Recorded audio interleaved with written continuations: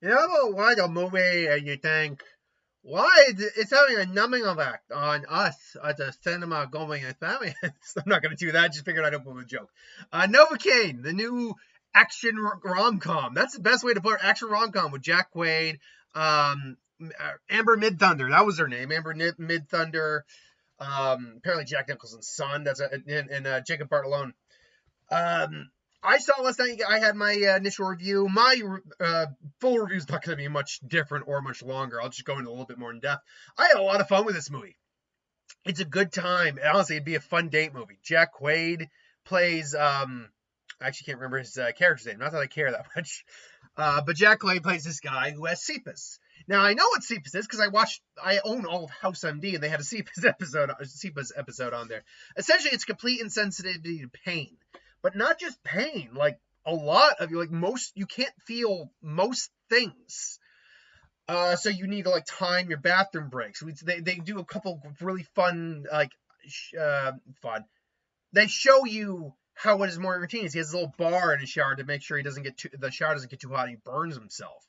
Like he doesn't normally eat solid foods because he's afraid he's just gonna not be able to feel his tongue and he'll bite through his tongue and bleed to death. He's just, it's just an interesting, uh, look into someone with that ability. As I heard someone put it, it's kind of, and I agree, it's basically kind of like a rom-com version of Darkman, except he doesn't see his power as he doesn't see this as a superpower and make him badass. It's made him very hesitant throughout all his life. He then meets a coworker, Amber Mid Thunder, who starts to introduce him. He tries pie for the first time. Small bites, soft bites. Oh my god. Oh my god. There's like that's so good. This is pie. This is pie. And they start to hit it off. But then there's a robbery at the bank. She gets kidnapped, and he goes after her. And it's pretty clear cut from there. There's a lot of good stuff. And all the performances are good, like really good. I am really like I've never truly watched The Boys because I don't have Amazon. I've seen bits and pieces here and there, and I like everything I saw, and that's where he really kind of got his breakout performances on The Boys. I liked him in the Scream movie he was in. I really liked him in Companion. He's a great lead man. He's got a lot of charm to him, but I can in fact buy him as a bit of a badass in his own way. At least as long as it's written right, which I think it is here. Honestly, no joke. I was enjoying the movie before the action even happened. That's how much I like these two. These two had really good chemistry with each other. Amber Midthumber is very delightful. Does kind of have that manic pixie dream girl energy a little bit, but in that really good way. There is a great scene where I'm not going to say what happens, but it's that all I'll say is that it's a little spoiler from the trailer, but nothing much. That scene where that guy finds him at the bar and says, "Novocaine, it's you!" He's actually on a date with her in that scene, and that scene goes the way that scene ultimately ends. You're like, like yeah, chef's kiss. So that's great. Then all the action stuff, especially because this is not a guy who's like a fighter or anything. He's never had a fight. You don't curve your wrists unless you're the T-Rex or the Mantis. But no, he's not a fighter. He's very out of his league. But because he can't feel pain, he's like just negging all out of these hits. When like one guy's punching him in the stomach while they're trying to rob, he's like, "What's up with this guy?" And then he decks him in the head. He actually is shaken for a moment. But like the fight scene in the kitchen is really good. The fight scene that happens in like the home that he's like looking for, where you see him getting tortured. That's really good, or solid. The fight scene in the tattoo parlor is really solid, and then the action sequence again at the end, really good. And man, they don't skimp on how much damage this guy is taking. When he takes damage, he takes freaking damage. Like, again, you see it in the trailer, like, oh, it's a bullet. Hey, look at that. Okay, super glue. Pinch. Okay. And then later on, it starts, obviously, he also roasts his hand. But also then later on, like, starts to get, like, ooh, ow, ooh, oh, ah! Starts with that, like, snaps his finger at one point. I'm not going to say how it happens, but he snaps his thumb and just, He breaks a lot of bones. There's a lot of blood throughout this movie. Yeah, no, he gets effed up, but it's fun because of that.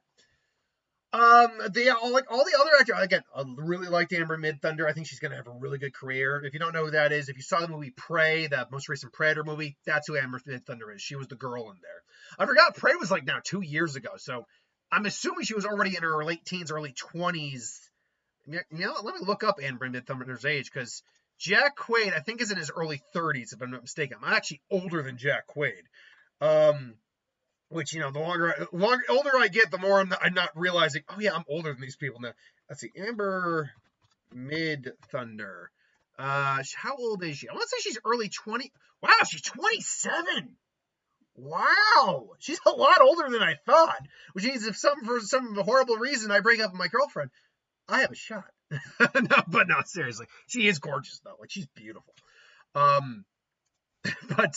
no, that's a joke, obviously.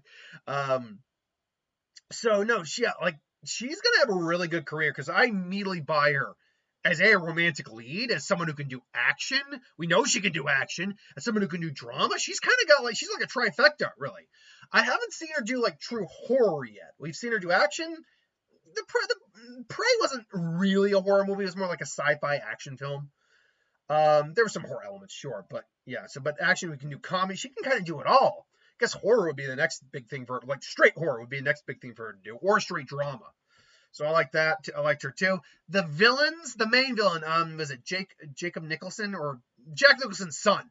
I didn't even know that was his son until someone pointed it out when I was watching a review for this earlier. I'm like, and I looked at him like, oh holy crap! Yeah, he's got his dad's smile and everything. It's genetic. He is delightfully psychotic. Like he is a psychopath, and it's fun. Like he is very entertaining to watch. And you know what? The thing too that really helps sell this film, I likened it in my short review to Love Hurts, and it's not the same plot. It's not, but it is a surprisingly similar tone. A action film that's supposed to be in the guise of this kind of little romance going on and comedy, and where I did enjoy Love Hurts, it wasn't the strongest in terms of its romance sucked. Like it was not a good romance at all. Did not like the character of what was her name again? Whatever. Her, the main love, did not like her at all. Like it wasn't a likable character, and this romance didn't make any sense. And then when it's trying to be serious, it just like the scene with Sean Astin and his brother. It was a good scene. It just was completely in a different movie. Whereas here, when an emotional beat happens, like a more serious moment happens, they've already started out with some of that. There's a scene. There's a beautiful, and honestly, it's a straight out really nice scene with him and a client because he works at a bank. And him and a client, and it's his old man, and he's talking about, you know, he's probably gonna end up losing his store. He lost his wife, and like Jack Quaid's just like, I can hold on to this until after Christmas. By then, her life insurance should kick in. You might not be able to save the store, but you'll be able to keep your house. And you just see the look on this guy's face, like, and he just said, "Thank you." Like he just looks so like, you are a good person. You are a good. Thank you. Like, and you know, little moments of humanity like that really go a long way for me. Especially as I'm getting older and my dad is in his 70s and my mom's been gone now for almost a decade. Holy crap. That just hit me for a second. My mom has been passed away now for almost a decade. Holy shit. But you can tell how much I've recovered from the incident because, you know, I can talk about that freely. I just shouldn't linger on too long. Otherwise the things things I keep locked in my vault in my head will come out and I'll start sobbing. But no, I'm fine. I joke, but I'm still shouldn't linger too much on it. But yeah, wow, that hit me. But yeah, I mean, my dad's in his upper 70s, so like things like that really speak to me when I watch him. So I love those little moments of humanity, and they get like he's actually comes back, the old man in the beginning, because he's the guy in the trailer you see that he's with when he's taking the bullet out of his arm.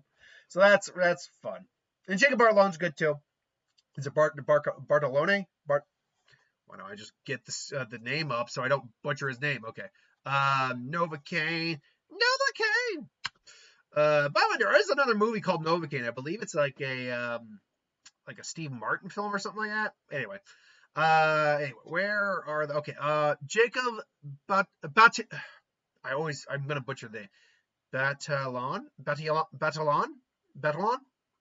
Yeah. So and he's not in the movie a lot, but he's a lot of fun too. I enjoyed him very much. There's a Jason Momoa joke involving him.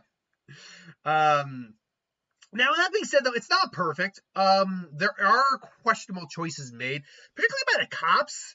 I don't think the cops would be this lenient with. Like I heard someone say the cops wouldn't be this stupid. I'm like, yeah, they really wouldn't be this stupid, or probably this ineffective. I would imagine. I mean, cops aren't infallible, but they're not always ineffective. And usually with something like this, they probably would not have been ineffective. So there's that. One thing I brought up in my out of the theater review that I still think holds true here is the fact that most of the jokes that are in the movie are in the trailer. It is extended, like scenes are extended, which is good, and it does help. There's some jokes in the tattoo parlor, which is pretty fun. But otherwise, like most of the humor, like the strongest jokes, I will say, are mostly in the trailer. Although, again, there are some good jokes that aren't in the trailer as well. So I do think it's balanced out enough. Where I think I get into my biggest complaint is this movie probably should have ended about 15 minutes sooner. Not to say that because there's a mock climax and then there's the actual climax. I think if you had taken, honestly, you should have just taken the mock climax out and just altered it a little bit and turned that into the climax. Because it just felt like a start-stop moment. I mean, there's nothing wrong with the final part of the movie, the climax. It's great. It's fun. I don't know. I don't like movies that kind of fake you out and then keep going. That was kind of the problem I had with Trap. I actually really liked Trap with, oh God, why am I blanking on his name? He was, okay, hold on, Trap. Okay, when I see his name, I'm going to remember it. With Josh Hartnett. Yeah, that's it. With Josh Hartnett. So I really liked Trap with Josh Hartnett up until they gave us the 5 different. I'm not joking, by the way. Well, let's see. It's because Trap's now a year old. I can talk about it more. He could have just gotten away. Like a writer. Let's just say it could have ended with him somehow getting out before he went to go see Lady Raven. Then him getting Lady Raven back to his house, and then the police coming, then him catching Lady Raven, then him going home to his wife. That's 4 different places that film could have ended. You could. I don't mind a fake out, and then of course he clearly is going to get away at the end. So I don't mind if he gives us in something like that one fake out, something like that. You can do a fake out and then have a climax. You don't do 5 different frickin' endings. Sorry, no, that doesn't fly. Here, there's only one. It's really, based on how the mock ending happens, I am glad it continued. But at the same time, I still don't like start stops or stop starts. I don't like that at all. Just because, what was the point except to continue the film for another 15 minutes? Which, by the way, how long was this film? This film is an hour 50 minutes. I'm not gonna lie, legit. You could have cut out the mock ending or just worked it a little better. You probably could have shaved 10 minutes off, and I wouldn't have complained that much. I mean, it's a tight little film. It really is. And you get what you're paying for. It's a fun rom-com action film. Is it going to be winning any awards? No. Will it be in my top 10? Probably not. But I enjoyed it. No regrets. So, yeah. In terms of the trailers, we got Hell of a Summer, which is this comedy murder slasher film, which looks like fun. I'm trying to remember because I was trying to remember every single film trailer I got. So there was that one. There was, I'm now blanking on every single trailer I got. What the hell? Oh, Mission Impossible. We got that one. Oh, something went in my throat. Not sure what that's about. Let's see. Where is my trailer list or movies? Okay, there it is. Again, what was it? No, not The Accountant 2. Not Black Bag. What was it? Alton? Nope. Magazine Dream. Nope. Chosen One. Not the one where we are. No Working Man trailer. Minecraft. Nope. Freaky. Nope. The Friend. Nope. The Amateur. We got the Amateur. You know what? I am looking forward to the drop. I'm already done with that trailer. Like, it's just the same trailer over and over again, which they're probably not going to be marketing it very much. So I can accept that that's the trailer.